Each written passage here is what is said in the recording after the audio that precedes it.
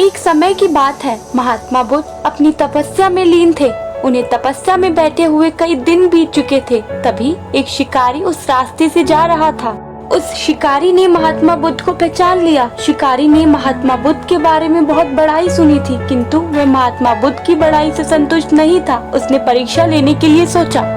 शिकारी पहले तो महात्मा बुद्ध को एक छोटा सा पत्थर फेंक कर मारता है, किंतु महात्मा बुद्ध कोई प्रतिक्रिया नहीं करते हैं, क्योंकि उनका मानना था शरीर को तकलीफ होती है, आत्मा को नहीं।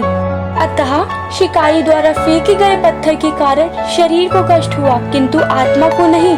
शिकारी कुछ समय सोचता रहा, महात्मा बुद्ध कुछ प्रतिक्रिया करेंगे, किंतु महात्मा बुद्ध अपनी तपस्या में लीन थे। उन्होंने कोई प्रतिक्रिया नहीं की। पुनः शिकारी ने पत्थर फेंका। वह पत्थर महात्मा बुद्ध की आंखों के ऊपर लगा और उस जगह से खून बहने लगा। महात्मा बुद्ध को आभास हुआ कि उनके शरीर से रक्त बह रहा है, किंतु वे फिर भी अपनी तपस्या से नहीं उठे। शिकारी को गुस्सा आया और उसने दोबारा एक पत्थर और महात्मा बुद्ध की ओर फेंका। महात्मा बुद्ध के शरीर से अब खून अधिक बहने लगा। इतनी पीड़ा महसूस कर महात्मा बुद्ध की आंखों से आंसू निकलने लगा।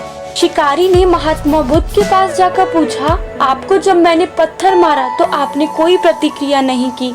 महात्मा बुद्ध ने बड़े ही सरलता के साथ कहा, क्योंकि इससे मेरे शरीर को कष्ट हुआ है, मेरे मन मस्तिष्क को नहीं।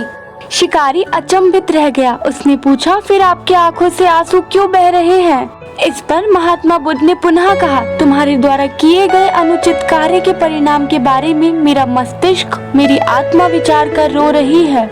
तुमने इतना बड़ा पाप किया है, तुम्हें ईश्वर कैसी सजा देंगे, यह सब सोचकर मेरी आंखों से आंसू बह रहे हैं। इसीलिए पुत्र, बुरे कार्यों को छोड़कर अच्छे कार्यों की तरफ बढ़ो, क्योंकि मृत्यु के पश्चात तुम्हारे कर्म ही तुम्हारे साथ जाएंगे।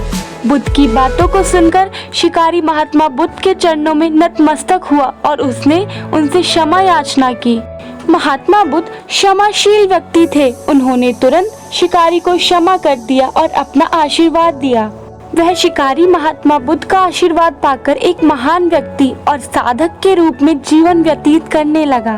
तो दोस्तों, आपने इस कहानी से क्या सीखा कि अगर आपको कोई दुख पहुंचाता है तो आप हमेशा शांत रहिए।